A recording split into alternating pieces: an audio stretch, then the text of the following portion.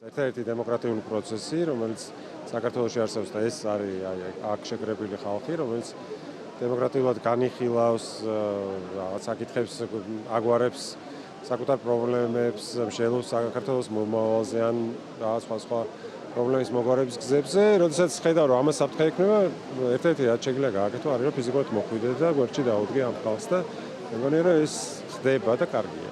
იყო მცდელობა დისკრედიტაციის ამ მშვიდობიანი პროტესტის და აი როგორც დღევანდელი შეკრება აჩვენებს, ეს შეუძლებელია. აქაც ჩანს, რომ ქართული ოცნება ძალიან სუსტია, ან მიუხედავად იმისა, რომ დააპატიმრებს ხალხს, აწყობს პროვოკაციებს, ხელს უწყობს რაღაცა ექსტრემისტულ რაღაცა იმის სურათის შექმნას, რომ ჩვენ ვართ რაღაცა სასწაული მოძალადეები, მაინც არ გამოსდის. გუშინდელი დღე არ იყო პროტესტის სიმბოლო. პროტესტის სიმბოლო არის აი 300 დღეზე მეტი, რომ გრძელდება ის პროტესტი და ეს პროტესტი გრძელდება რუსთაველზე. რა თქმა უნდა, მთელ საქართველოში, მაგრამ რუსთაველი და ეს რუსთაველის გადაკეთვა იქცა გარკვეულწილად სიმბოლო. ჩვენ ვაჩვენებთ მთელ სოფლიოს, რომ ჩვენ არ გვეშინია და ჩვენ ვაგრძელებთ ბრძოლას და გავაგრძელებთ მანამდე, ვიდრე არ მივიღწევთ პირველ რიგში რეჟიმის პატიმრების გათავისუფლებას და მეორე რიგში ახალი არჩევნების დანიშნვას. ამ მოთხოვნებში უწყვეტად და ჯიუტად ვართ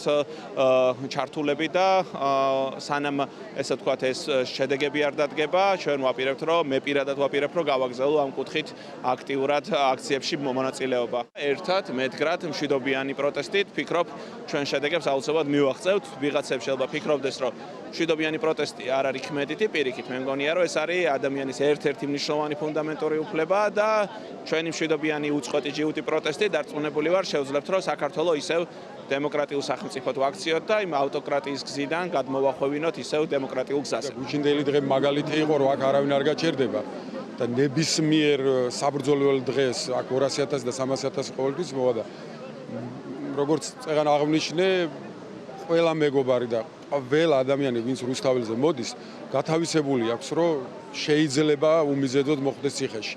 რადგან ჩვენ არაფერს არ ვაშავებთ აქ. ჩვენ ერთადერთი ვითხოვთ პასუხს. რას გვეუბნებიან რუსები, რატო უნდა დაიწყოს ომი? ომით რო გვემუქრებიან, ეგეც სასწაული პარადოქსია, რომ საკუთარი ხელისუფლება ადამიანებს ომით ემუქრებოდეს.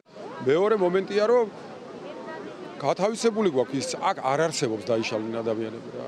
ვიცით, ეს სად მიედინება ეს მდინარე, ზუსტად ვიცით.